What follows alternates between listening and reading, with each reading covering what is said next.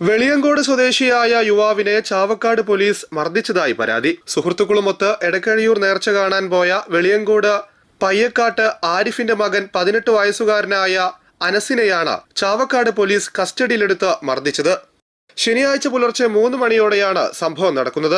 നേർച്ചയോടനുബന്ധിച്ച് നടക്കുന്ന ഖാജ ഫെസ്റ്റിന് സമീപത്തെ പ്രശ്നങ്ങളെ തുടർന്നുണ്ടായ ആൾക്കൂട്ടം നിയന്ത്രിക്കാൻ പോലീസ് ലാത്തി വീശുകയും ഇതിനിടയിൽ അനസ് നിലത്ത് വീഴുകയും ലാത്തി കൊണ്ടുള്ള മർദ്ദനമേൽക്കുകയും തുടർന്ന് കസ്റ്റഡിയിലെടുത്ത് സ്റ്റേഷനിൽ കൊണ്ടുപോയി താൻ തെറ്റൊന്നും ചെയ്തിട്ടില്ല എന്ന് പറഞ്ഞിട്ടും 6ഓളം പോലീസുകാർ ചേർന്ന് ഇരുട്ടുമുറിയിലിട്ട് മർദ്ദിക്കുകയാണ് ഉണ്ടായതെന്ന് അനസ് പറയുന്നു.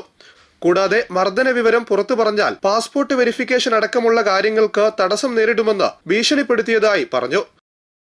നേർച്ച കഴിഞ്ഞ് വരുമ്പോൾ എന്തോ വിഷയം നടക്കുന്നുണ്ടായിരുന്നു. അതിൻ്റെ ഇടയിൽ നിന്ന് പോകുന്ന ടൈമിൽ കാല് തടഞ്ഞു വീണപ്പോൾ പോലീസുകാർ എന്നെ പിടിച്ചിട്ട് നേരെ ചാവക്കാട് സ്റ്റേഷനിൽ കൊണ്ടുപോയി അവിടുന്ന് കുറേ മർദ്ദിക്കുകയും ചെയ്ത് 5-6 പോലീസുകാരന്മാർ കൂട്ടിയിട്ട് എടുക്കുകയും അത് കഴിഞ്ഞിട്ട് സ്റ്റേഷനിൽ പോയിട്ട് അവിടുന്ന് ഒരു സാർ വന്നിട്ട് എൻ്റെ വണ്ടിയാണെന്നും പറഞ്ഞിട്ട് എന്നെ കുറേ മോന്തൊക്കെ അടിച്ച് 2 കൈ വെച്ചിട്ട് അടിച്ചു.